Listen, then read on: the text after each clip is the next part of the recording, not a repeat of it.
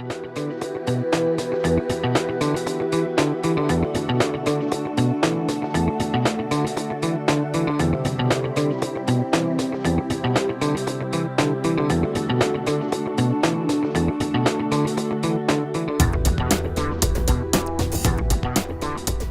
Dane started just over 10 years ago. Originally the business was based on vintage furniture. Basically there was only a couple of people in Australia that were selling what was considered mid-century, which is now mid-20th century furniture from Scandinavia. I really fell in love with the product and felt that, you know, if I loved it then I thought other people would. But I knew straight away that if I was going to start a brand that I wanted to grow to more than just a single shop, that I wanted a multi-store platform, that I couldn't do that with vintage furniture. So as soon as I started, I really started working and contacting a lot of the small factories in Scandinavia and asking them about what they still had in production, what they would put back in production. So really what Great Dane is today, which is not vintage, it's actually all new, was really ostensibly started 10 years ago, but was based on all the qualities and the values that the classic furniture had from the mid-century. Everything that we select really reflects how we feel that furniture should be made, and really that's how I think furniture was made in the past.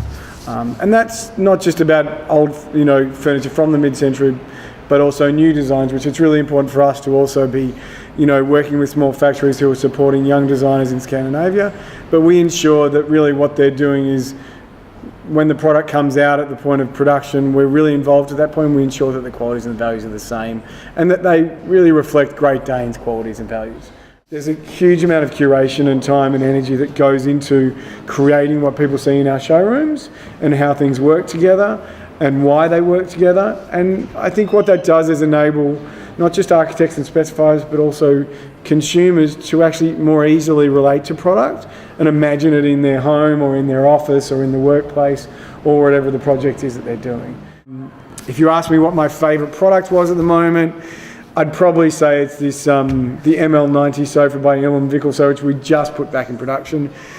It took probably 18 months all in all to get it back up and going, and it looks amazing, and we've had a wonderful response to it. And it's as contemporary today as it was when it was designed. And I think that's the beauty of Vickelso's work, is it's really special and very contemporary and very relevant. What we're doing next is we're just in the process now of changing over our entire collection of fabrics and leathers and finishes. So in the next 3 months, so by June 30th, because it's quite a process now. I used to be able to do things in a week.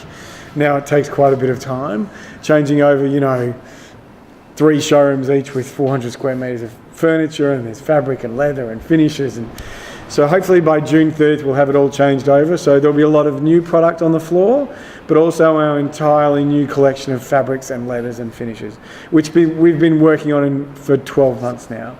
And that's that curation thing where we've really gone through what we want to do in the next 12 to 18 months and picked, certain fabrics and certain leathers and colours, and we even had a special coloured leather made in Italy for us, which was out of production. And so we really go to a great extent, and that's really exciting. I think a lot of people will come into the showrooms in the next 3 or 4 months and be kind of wowed by all the new fabrics and leathers and stuff. I think it'll look beautiful and warm and rich, and really will take on that feeling of that Scandinavian luxury.